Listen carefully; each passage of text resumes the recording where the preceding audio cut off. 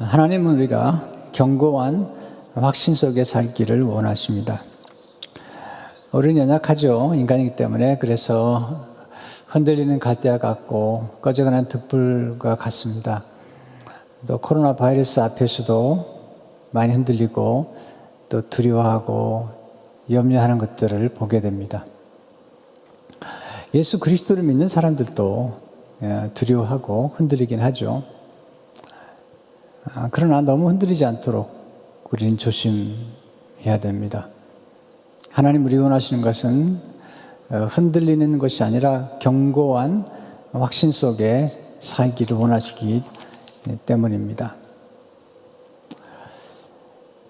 제 스스로가 이번에 코로나 바이러스와 또 이런 여러 변화들 속에 잠시 흔들리는 제 자신을 경험하게 되었고요. 어떻게 하면 그러면 이런 흔들리는 세상 속에서 흔들리지 않은 확고한 신앙을 가질 수는 없을까? 이렇게 숙고하고 또 기도하는 중에 우리에게 확신의 메시지를 주고 흔들리는 세상에서 흔들리지 않도록 도와주는 로마서 8장의 말씀을 7주간 동안에 강의하려고 이번에 계획을 세웠습니다. 오늘은 첫 시간이 되겠고요. 서론적이지만 아주 중요한 메시지가 오늘 우리에게 주어진 메시지인 것을 보게 됩니다. 특별히 우리가 기도하고 경배한다는 것은 굉장히 중요합니다. 왜냐하면 기도할 때 우리는 가장 안전한 피난처, 예수 그리스도 앞으로, 그리고 예수 그리스도를 통해서 하나님의 보좌 앞으로 나가는 그런 축복을 경험하기 때문이죠. 그래서 오늘 견고한 확신과 기도의 관계들을 함께 나누려고 합니다. 로마서 8장은 성경의 보석입니다. 보석.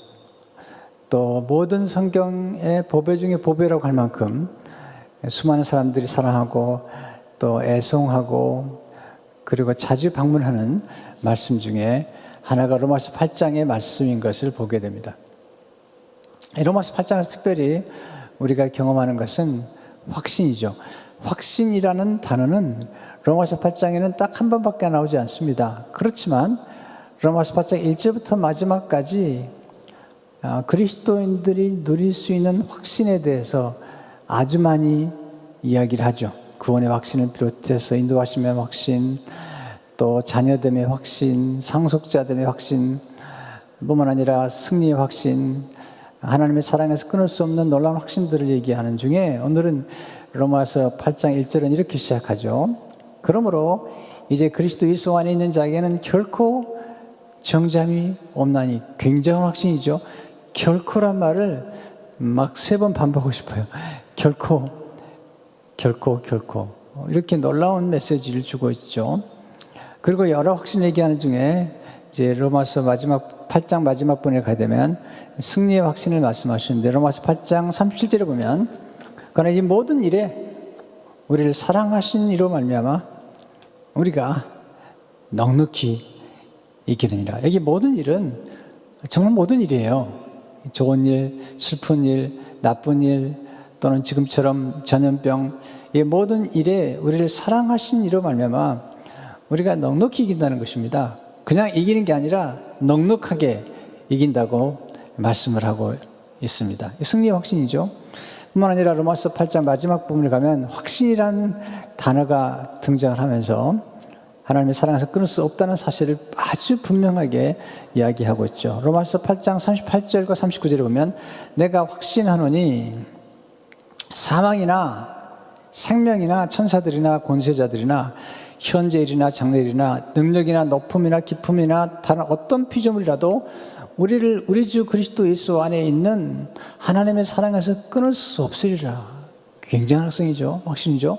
하나님의 사랑에서 끊을 게 없어. 심지어는 사망도 어떤 피조물도 우리를 끊을 수 없다고 강조하고 있는 것을 보게 됩니다. 이 확신은 구원의 확신입니다. 이 확신은 안전, 하나님이 품에 안긴 우리들의 삶의 안전, 영원한 확신을 이야기하고 있습니다. 오늘 본문에서 볼 수 있는 그러면 이 견고한 확신에 대한 메시지 한 4가지 함께 나누려고 합니다. 첫째로 하나님은 그리스도 안에 있는 견고한 확신을 누리며 살기를 원하십니다. 그리스도 안에 있는 확신이죠. 이 확신은 우리에게서 나오는 게 아니고요.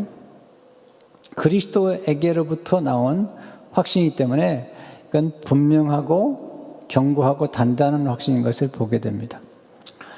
이 말씀은 1절에서 그러므로로 시작하죠. 그러므로 이제 그리스도 예수 안에 있는 자에게는 결코 정죄함이 없나니, 보통 사도 바울이 그러므로라는 말을 쓸 때는 이 복음을 설명한 다음에 결론적으로 이제 이야기할 때 주로 그러므로라는 말을 사용하는데, 지금 로마서 1장 10장까지 그러므로라는 결론을 맺기 위해서 그런 복음을 선포하고 있죠.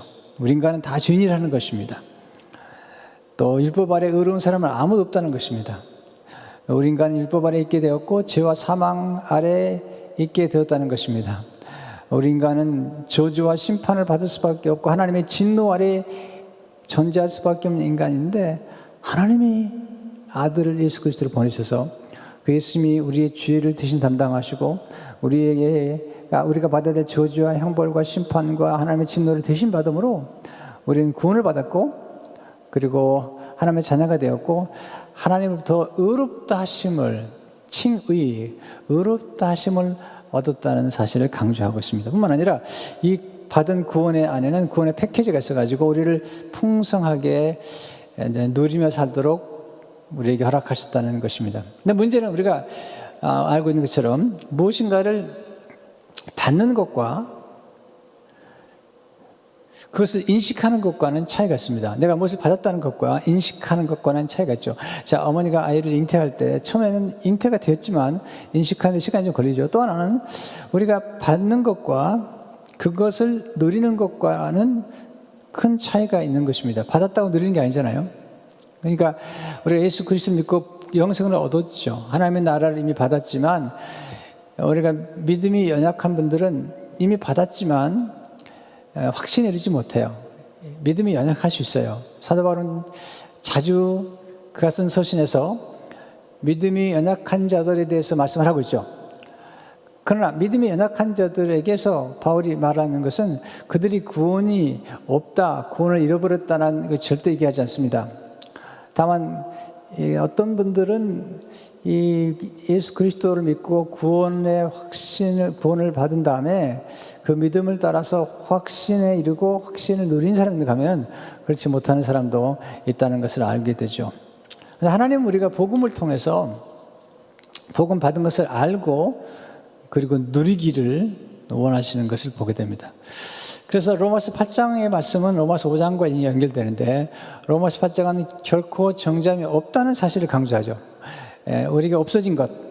그러나 로마서 5장은 우리가 얻게 된 것과 누리게 된 것을 강조하는데, 이게 똑같이 구원받은 성도가 누리는 그 축복을 이야기하는데, 로마서 8장은 부정적인 표현이죠. 없다. 이거 부정적인 우리가 없어진 것을 얘기한다면, 로마서 5장은 우리가 있는 것, 받은 것, 이미 들어간 것, 우리가 누리고 있는 것을 얘기하죠. 그래서 로마서 5장 1절을 보게 되면, 그러므로 우리가 믿음으로 의롭다 하심을 받았어요. 의롭다 하심 받았으니 우리 주 예수 그리스도 말미암아 하나님과 화평을 누리자. 이것은 정죄함이 없다는 것보다도 이것은 화평을 누리는 것, 의롭다 하심 받은 것을 강조하고 있죠. 2절에 보면 또한 그로 말미암아 우리가 믿음으로 서 있는 이 은혜에 이미 들어갔다는 것이죠. 들어가면 얻었으며 하나님의 영광을 바라고 즐거워하라는 거죠. Rejoice라는 거죠. 즐거워하라는 거죠. 이제 결코 정죄함이 없다는 사실을 우리가 알 뿐만 아니라 이것을 누리고 즐거워하는 그 단계를 강조하고 있습니다. 특별히 사도 바울은 우리가 믿음이 연약할지라도 예수님을 영접한 사람, 믿음으로 예수님을 믿고 영접한 사람에게는 확실한 견고한 확신인데, 그것은 예수를 믿고 의롭다 하심을 입은 사람들은 누구나 다 성화, 거룩함에 이르게 되고, 그리고 결국은 영화를 이루게 되는데, 하나님의 영광 속에 들어간다는 것이죠. 그러니까 이제 영광을 바라본다는 사실은, 바라보며 즐거워한다는 사실은, 우리가 의롭다함을 받은 우리는 모두 의롭다함을 받았어요. 이게 의롭다 하심을 받은 것은 이례적인 사건입니다. 그러나 성화의 과정은 평생의 사건인데 사람마다 성화의 과정과 성화의 깊이와 높이와 차원이 다르죠. 그러나 바울은 이렇게 얘기하는 거죠. 그럼에도 불구하고 일단 구원의 길, 생명의 길에 들어간 사람은 반드시 성화의 과정을 거치고 영화에 이르게 된다. 이게 로마서 8장 30절의 말씀이죠. 또 미리 정하신 그들을 또한 부르시고 부르신 그들을 또한 의롭다 하시고 의롭다 하신 그들을 성화를 통해서 또한 영어롭게 하셨다는 것이죠. 크게 놀라운 메시지죠. 더 놀라운 메시지는 뭐냐면 사도 바울이 이렇게 복음을 받은 사람들은 비록 환난 중에도 즐거워할 수 있다는 거죠. 로마서 5장 3절을 보게 되면 다음 이뿐 아니라 우리가 환난 중에도 즐거워하나니 rejoice in our sufferings.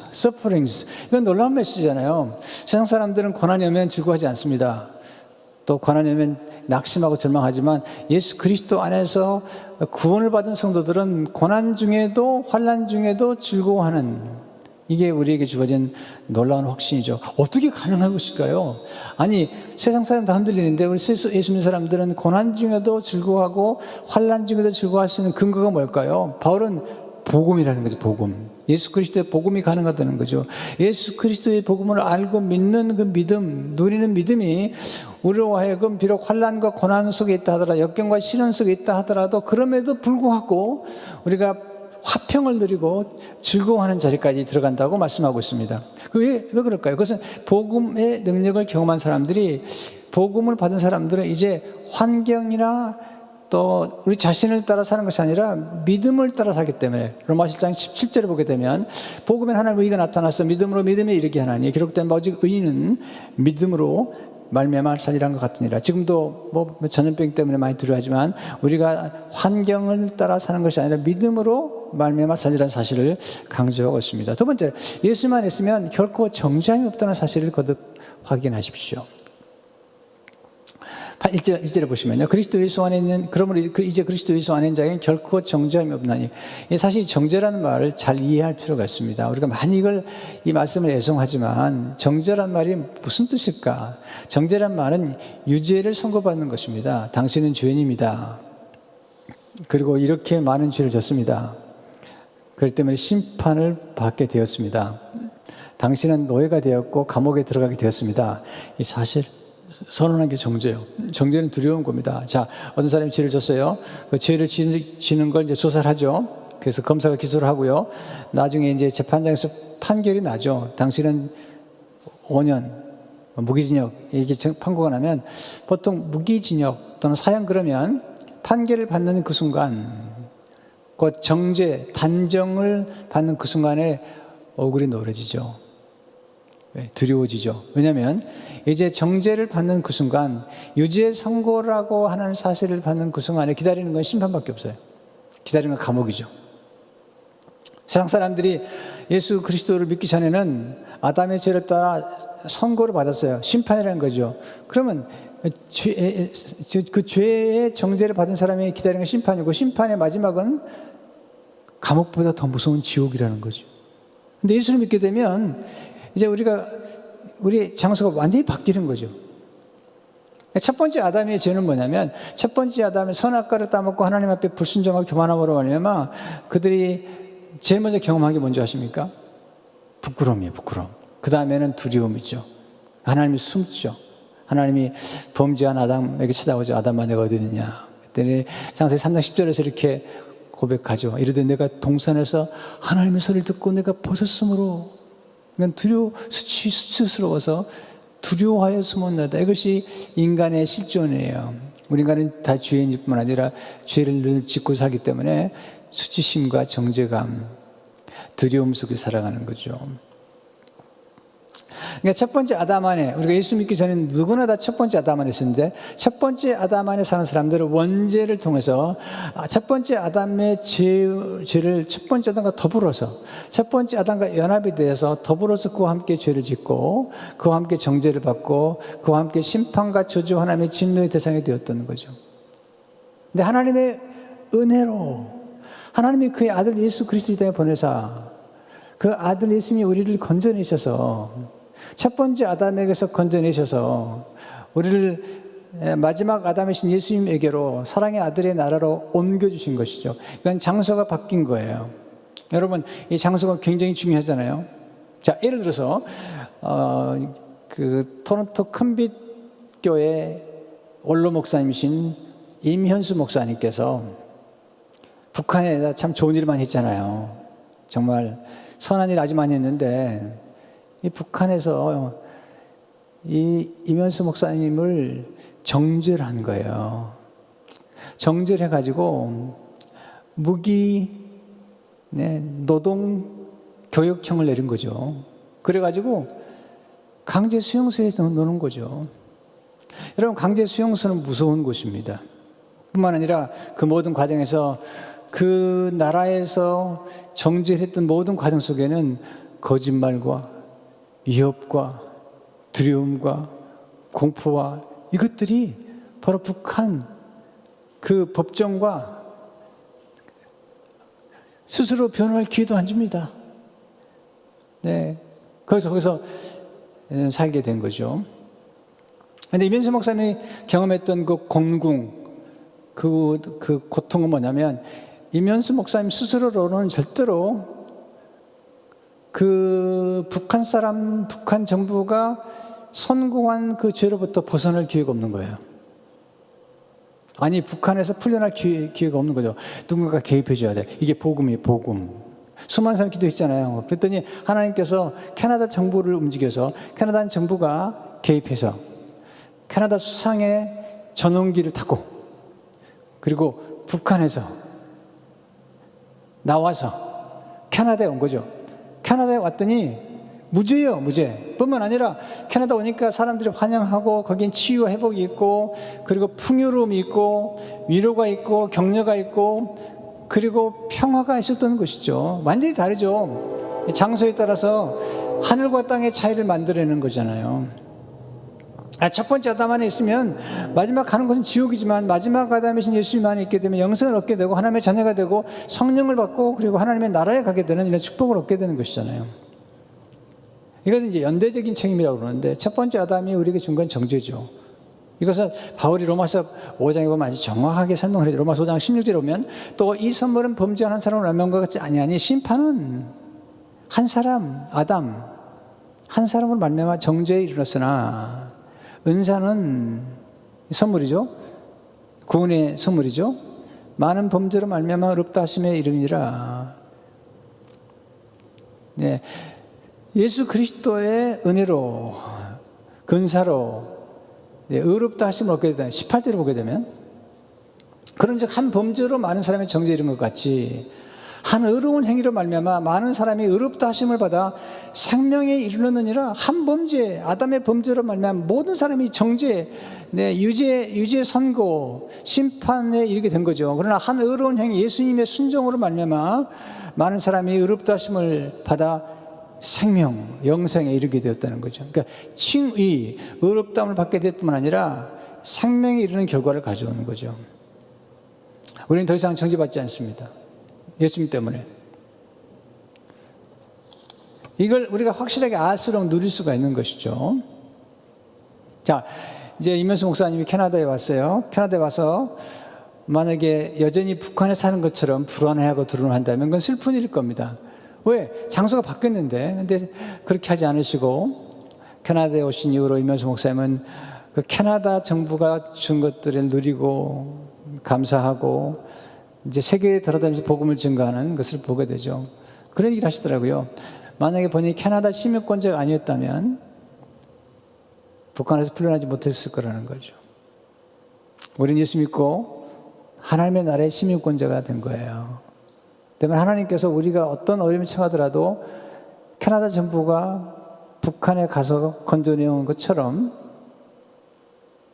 때로 미국에서 옛날에 카터 대통령이나 클린턴 대통령이 북한에 가지고 미국 시민을 건져온 것처럼 우리 예수 그리스도를 믿는 하나님의 나라의 시민권자가 되었고 우리가 어떤 일을 만나든지 간에 하나님이 친히 역사하시는데 예수님 오셔서 우리 건져내셨다는 것입니다. 캐나다 오니까 임현수 목사님이 무죄가 된 거죠. 무죄죠. 아무도 고발할 수 없는 거예요. 그처럼 우리가 예수 그리스도 안에 있게 되면 아무도 우리를 고발할 수 없습니다. 요즘 얼마나 고발이 많아요. 어떤 것도 거짓 고발도 많습니다. 근데 예수 그리스도 안에 있는 자는 누구도 고발할 수도 없고 송사할 수도 없고, 누가 감히 정죄하겠냐는 거죠. 로마서 8장 33절 34절에 보게 되면 이건 아주 굉장한 선포죠. 누가 너희 하나님께서 택하신 자들을 고발하리요. 의롭다 하신 하나님이신 누가 정죄하리요. 계속해서 놀라운 메시지죠. 그리고 요한복음 6장 47절에 보면 진실로 내가 너에게는 믿는 자는 영생을 이미 가졌다는 거죠. 우리 예수님 영생을 가진 사람, 프랜시스 셰퍼가 제일 좋아하는 말씀입니다. 이 말씀은 구원의 확신한 거예요. 영생을 가질 것이 아니라 이미 가졌다는 것이죠. 누가 우리를 고발해요? 누가 우리를 정죄해요? 예수 그리스도께서 우리를 유하시는데 누가 우리를 고발해요? 예수님은 우리를 고소하는 분이 아니시죠.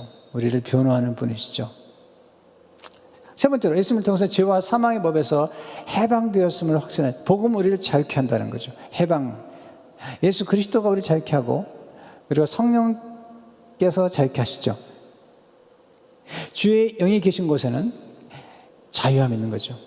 그래서 오늘 진정한 자유의 확신을 우리 심어주면서 로마서 8장 3절을 보게 되면 이는 그리스도 예수 안에 있는, 계속 강조하는 게 그리스도 안에 있는 생명의 선의 법이 바뀌었다는 거죠. 죄와 사망의 법 아래서 너희를 해방. 이 죄와 사망의 법은 첫 번째 아담 안에 있었던 거예요. 율법으로 말미암은 거죠. 근데 마지막 아담 예수님께서 오셔서 그 안에 들어감으로 생명의 선의 법이 우리를 해방했다는 거죠. 여러분, 장소가 바뀌면 법이 다 바뀌는 거죠. 북한에 있으면 북한의 법을, 캐나다에 있으면 캐나다의 법을, 미국에 있으면 미국의 법을 따라 사는 것처럼 우리가 예수 그리스도 안에 있게 되면 진정한 법은.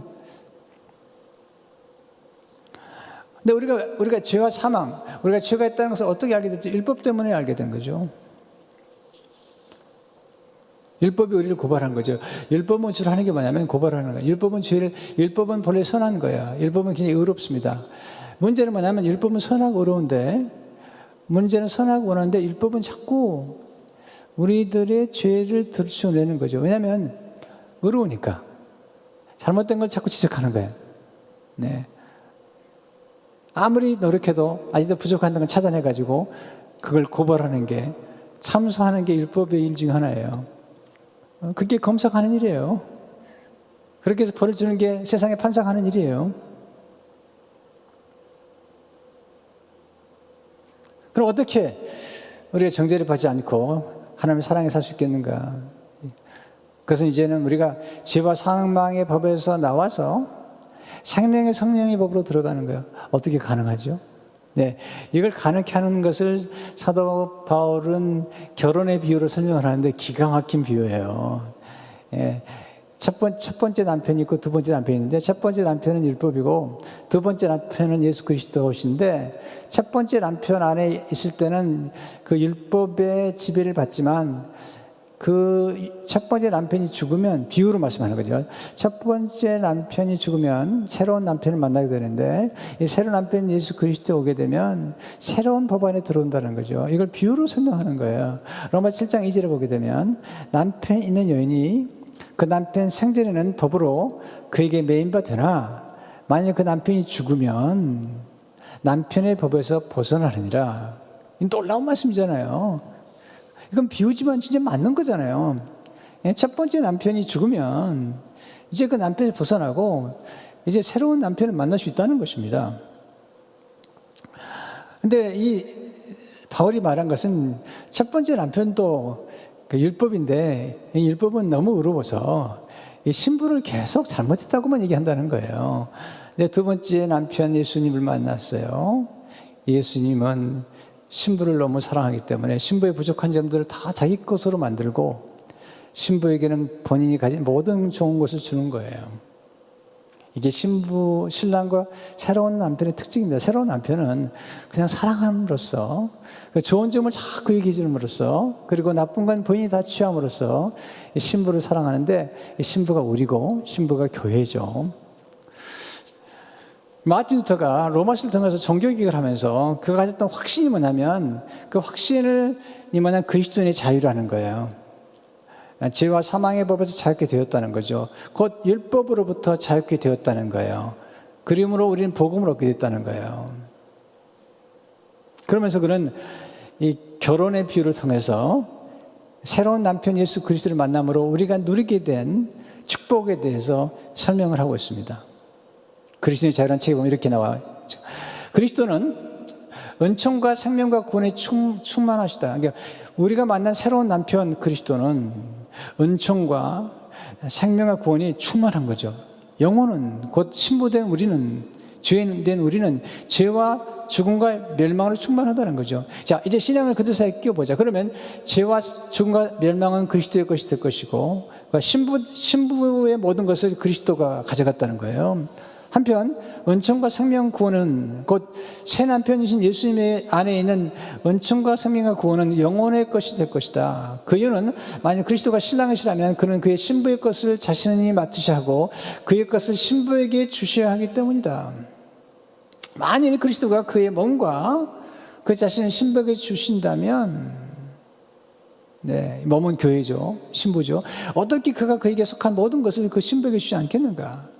그리고 만일 그가 신부의 몸을 취한다면 어떻게 그가 그 신부에게 속한 모든 것을 취하지 않겠는가? 곧 우리 신부인데 신부가 가지고 있는 것은 사망과 더러운 죄뿐이었어요. 그런데 예수님께서 그걸 다 취하시고 예수님이 가장 좋은 것들을 결혼함으로써 연합한, 첫 번째 아담과 연합함으로 죄와 사망과 심판이 왔다면 두 번째 아담이신 예수님과 새롭게 연합함으로 우리는 예수님이 가지신 충만하심과 의로우심과 거룩하심과 지혜로우심과 모든 부요하심을 우리가 받아 누리게 되었다. 이게 이제 바울이 말하고 마틴도가 말하는 확신에 속한 것입니다. 그러므로 마틴도가 그 어려움 중에도 이 확신 때문에 흔들리지 아니하고 오직 그리스도, 오직 은혜, 오직 말씀, 오직 믿음, 오직 하나님 영광이라는 이 놀라운 슬로건을 걸고 그 어려움 중에도 흔들리지 아니하고 끝까지 때로 연약하기 때문에 흔들릴 수도 있었지만, 그러나 그의 이 확실한 말씀 붙잡고 그는 끝까지 종교개혁의 과업을 이루었던 것입니다. 마지막으로 예수님의 대속의 진리를 확신함으로 구원의 축복을 누리는 것을 보게 됩니다. 자, 그래서 3절의 말씀도 참 놀라운 말씀인데요. 율법의 육신으로 말미암아 연약할 수 없는 것을, 자 보세요. 율법은 할 수 없는 게 있어요. 왜? 육신으로 말미암아. 자, 우리 인간이 육신이 연약하기 때문에 율법을 지킬 수 없다는 거예요. 율법이 아무리 우리를 변화시키려 해도 변화시킬 수 없다는 거예요. 왜냐하면 율법은 자꾸 죄만 정죄하는데, 율법은 죄를 정죄하는 걸 할 수 있지만 우리로 하여금 율법을 지키게 할 수는 없다는 거예요. 율법이 육신으로 말미암아 연약할 수 없는 그것을 하나님은 하시나니, 이게 바울의 선언입니다. 하나님은 하시나니 그 죄로 말미암아 자기 아들을 죄 있는 육신의 모양으로 보내어 육신의 죄를 정하사, 여기서 육신의 죄를 정한단 말이 육신에다가 정죄를 한다는 겁니다. 곧 예수님은 죄가 없는 분인데 죄 있는 육신을 보내가지고 우리를 대신해서 예수님의 육신의 정죄를 받고 우리를 구원하셨다는 사실을 강조하고 있는 것이죠. 여러분, 율법이 할 수 없는 게 있습니다. 사람 변화시키지 못해요. 여러분, 잘못한다고 자꾸 지적질해 보세요. 그 사람이 변화되나? 그렇게 변화되지 않아요. 그러니까 검사가 사람 변화시키지 못해요. 세상 판사의 법정이 법을 집행해가지고 그 사람을 교도소에 넣는데, 교도소란 이름은 참 좋은 것이에요. 그것은 사람을 변화시키고 바로잡아가지고 인도하는 게 교도소인데, 여러분, 교도소 안에서 예수님을 만나지 않는 한 교도소에 들어가서 더 악한 죄인이 된 사람들을 많이 봤어요. 거기서 죄인이 죄를 만나니까. 그러나 예수 그리스도를 만나게 되면 변화됩니다. 여러분, 율법은 사람 변화시키지 않아요. 율법은 못하는 게 있어요. 그냥 사람은 변화시킬 수 없어요. 율법은 죄를 정죄하기 때문에 율법의 정신은 사랑이지만 사실 율법은 사랑을 못하는 거예요. 왜? 율법은 사랑은 허다한 죄를 덮어야 되는데 율법은 죄를 덮을 수가 없는 거예요. 왜? 율법의 역할은 죄를 드러내고 고발하는 일을 하기 때문에. 그러나 복음은 율법이 할 수 없는 죄를 덮고 용서하고, 그리고 우리 안에 있는 무한한 가능성을 그리스도와 함께해서 드러내주는 것이죠. 세번역에 보면요, 조금 더 이해가 쉬워요. 로마서 8장 3절 세번역. 육신으로 말미암아 율법이 미약해져서 해낼 수 없었던 그 일을 하나님께서 해결하셨습니다. 이건 대단한, 하나님께서 하셨다는 거죠. 곧 하나님께서는 자기 아들을 참 죄된 육신을 지닌 모습으로 보내셔서 죄를 없으시려고 그 육신에다 죄의 선고를 내리셔서, 우리 죄를 없으시려고 예수님 육신에다 죄의 선고를 내리시고, 그리고 죄의 심판을 받게 하심으로 우리는 놀라운 은혜를 받게 되시죠. 예수님 율법의 모든 걸 이루신 분이에요. 율법의 완성은 사랑인데 예수님 오셔가지고 사랑하시는 율법의 모든 욕을 이루셨고, 이제 예수님과 연합한 우리도 예수님이 이루신 율법의 욕을 우리도 함께 예수님과 이룰 뿐만 아니라 이제는 예수 그리스도의 안에서 그 율법을 이룰 수 있는 성령의 능력까지 받게 돼서 우리가 율법을 지킴으로 구원받는 것은 아니에요. 예수를 믿음으로 구원을 받았어요. 그런데 예수 그리스도를 믿으면 구원받은 우리들이 이제는 예수 안에서 주신 하나님의 사랑과 능력으로 이제는 율법까지도 지킬 수 있는, 그렇게 함으로써 성화의 자리에 이룰 수 있는 데까지 가서 그리스도와 더불어서 율법의 욕을 이루게 되었다는 것이죠. 야, 이건 정말 놀라운 메시지죠. 그래서 4절을 보게 되면 육신을 따라 그 영을 따라 행하는 우리에게 율법의 요구가 이루어지게 하려 하심이니라. 그래서 우리는 복음을 통해서 변화되었고 하나님의 사랑으로 변화되었어요. 예수 그리스도 안에서 이제는 우리 정죄가 없고 무조건적인 그리스도의 사랑으로 우리의 모든 죄와 허물을 대신 담당하시고 우리에게는 하나님 아버지께서 아들이 주신 모든 좋은 걸 다 주시는 그 무조건 사랑으로 우리가 변화되었고 새로워졌다는 것입니다. 하나님 견고한 확신 가운데 우리가 기도하기 원하시죠. 기도라는 건 하나님께 친교죠. 하나님께 나아가는 것이죠. 그런데 두려움이나 그 다음에 의혹이 아니라 담대한 확신으로 나아가기 원하죠. 그래서 에베소 3장 12절에 보면 우리가 그 안에서 그를 믿음으로, 예수님 안에서 예수를 믿음으로 말미암아 담대함과 확신을 가지고 하나님께 나아가게 되었다는 것입니다. 여러분, 담대함과 확신의 근거는 약속이에요. 하나님 약속이에요. 아브라함이 이 약속을 붙잡고 살았잖아요. 로마 4장 20절 20절 보게 되면 믿음이 없어 하나님의 약속을 의심하지 않고 믿음을 견고해져서 하나님께 영광을 돌리며 약속하신 것을 또한 능히 이루실 줄을 확신하였으니, 이게 견고한 믿음이죠. 그런데 마귀는 우리를 자꾸 흔들어요. 세상을 흔들어요. 이 코로나 바이러스는 우리를 흔들어요. 자꾸 우리를 두렵게 만들어요. 사람들이 요즘 보니까요, 하나님 믿는 게 아니라 화장지를 믿는 것 같아요. 네, 화장실에서는 화장지, 토일렛페이퍼를 그렇게 사재기를 하고요, 사람들이요. 요즘 제가 느끼는 게 뭐냐면 가장 가치 있는 게 갑자기 토일렛페이퍼가 된 거예요. 그리고 가장 가치 있을 뿐만 아니라 가장 사람들이 필요로 해요. 그래서 내가 이런 생각이 했어요. 야, 요즘은 화장지가 영광을 받으시는구나. 네, 얼마나 화장지 구하기 어려운지요. 네. 며칠 전에는 위시어 걸에서 올라오는데 어떤 미국 분인데 랄프 그 마켓에서 어떻게 산 것 같아요. 그걸 화장지 6개들이 딱 품에 안고 가는데 그냥 걸음걸이가 가벼운 거예요. 이렇게 아주 뭐 얼마나 자신만만한지, 그리고 얼마나 부자인 것처럼 6개를 들고 가는데 이렇게. 야, 보면서 제가 쫓아가서 좀 하나 달라고 부탁할 만큼 그런 생각이 들 만큼 사람들의 눈길이 다 그리 가는 거예요. 사람들 눈길, 옛날에는 화장지 가지고 가봐야 보지도 않았던데 지금은 화장지 6개 가지고 가는 게 눈에 확 띄어버리는 거죠. 왜냐하면 사람들이 불안해하니까.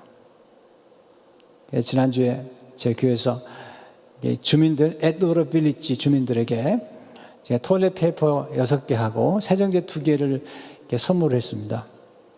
한 180가정에 우리가 돌렸는데, 물론 가격은 얼마 안 되지만, 그러나 지금 토일렛 페이퍼를 사기 어려운 때에 우리가 구입을 해서 세정제 2개하고 함께 다 장갑 끼고 마스크를 끼고 가서 집 앞에 놓아드렸는데, 얼마나 감사해하는지요. 그리고 막 인스타그램에 이메일까지 보내왔습니다. 그리고 정말 진짜 그리스도인들이다 너희들은. 그리고 Thank you 코리안 지저스. 코리안 지저스라고 썼어요. 코리안 지저스. 그동안에 우리가 여러 번 바베큐 파티에다가 무비나이트 여러 번 선물했지만, 여러 번 우리가 섬겼지만 이번처럼 그렇게 좋은 반응을 얻은 게 없어요. 왜냐하면 지금은 토일렛 페이퍼가 필요하기 때문에. 그래서 어제 오늘 제가 나가고 들어오는 길에 저희 경비 선원분들에게 토일렛 페이퍼를 선물했더니 얼마나 좋아하는지 몰라요. 자, 그래서 좀 생각해 봅시다. 지금 우리는 바이러스를 두려워하지만 하나님을 정말 두려워하는지, 하나님을 정말 경외하는지 있는지. 지금 뉴섬 주지사와 가세치 시장이 내리는 행정명령에 다들 순종하는데 갑자기 학교도 문을 닫고 카지노까지 문을 닫고 식당도 다이닝 레스토랑 문을 닫고 그리고 모든 가게들이 지금 문을 닫고 모두 집으로 들어가라고 얘기하고 이렇게 행정명령 앞에 모두 순종하면서 우리는 생각해 봐야 돼요. 저는 지금 행정부가, 지금 주지사가 잘하고 있다고 생각해요. 그러나 우리가 과연 예수 그리스도의 말씀, 하나님의 말씀을 얼마나 순종해 왔는지, 그 하나님의 말씀에 얼마나 무게를 뒀는지.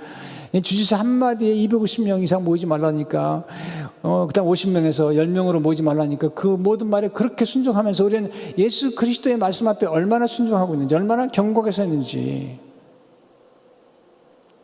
물론 우리가 정보 협조해야죠. 우리도 지금 온라인 예배를 드리고 있죠. 그러나 과연 우리가 얼마나 이 복음, 우리를 굳세게 하는 복음 앞에 얼마나 우리 경고하게 서 있는지. 지금 우리가 이 로마서 8장 안에는요, 놀라운 기도가 담겨 있어요. 예수 그리스도의 기도와 성령의 기도가 담겨 있습니다. 이 중보기도가 왜 중요하냐면 그 중보기도의 대상이 우리라는 거예요. 그래서 중요할 뿐만 아니라 중보기도에 대한, 우리가 기도할 때 기도에 대한 확신을 주는 말씀이 하나 담겨 있는데 이게 정말 보석이죠. 로마서 8장 32절의 말씀인데 자기 아들을 아끼지 아니하시고 우리 모든 사람을 위안해 주시니까 어찌 그 아들과 함께 모든 것을 우리에게 주시지 않겠냐. 이런 성경은 모든 것을 우리에게 은사로 선물을 주지 않겠는가. 여러분, 은혜스럽게 graciously, 왜냐하면 아들을 주신 하나님이 우리에게 뭘 주지 않으시겠어요. 그러니까 우리가 기도할 때 이런 확신, 이 약속의 맛을 붙잡고 나가서 기도할 때 흔들리지 않는 거죠. 로마서는 전체는 복음이에요. 이 복음 속에 기도가 담겨 있고요. 그리고 이 복음이 우리를 경고하게 만드는 거죠. 여러분, 늘 제가 강조하지만, 또 오늘도 강조하지만 약한 믿음 가져도 구원을 받아요. 우리가 어떤 느낌이나 감정이 없어도 구원을 받아요. 그러나 보세요. 믿음은 뿌리와 같은 거고요. 확신은 꽃과 같은 거예요. 그래서 뿌리만 있으면 꽃은 결국은 피게 되지만, 그러나 뿌리만 있는 채 꽃을 경험하지 못하는 분들이 많다는 거예요. 그래서 우리가 연약한 믿음으로 구원도 받지만 우리 믿음이 견고해져서 확신에 이르게 되면 우리는 그 확신을 누릴 뿐만 아니라 이렇게 여동하는 시도 흔들리지 않고 두려움에서 벗어나고 염려에서 벗어나서 얼마든지 흔들리지 않은 확신을 가지고 살 수 있다는 거죠. 어젯밤에도 한 가정을 방문하는 일이 있었는데 가다 보니까 차가 없는 거죠. 차가 별로 없어요. 근데 옛날 같으면 두려웠을 것 같아요. 두려움이라는 생각이 들으려고 하지만 내 마음속에 내가 예수 그리스도 안에서 이미 영생을 얻었고, 그리고 죽음도 이미 예수님 앞에서 초라해지고 난 영생을 얻었고 그리고 천국 갈 수 있는 사람이라는 것을 확신하기 때문에 그 두려움이 내 안에 들을 수가 없더라고요. 어제는요. 왜?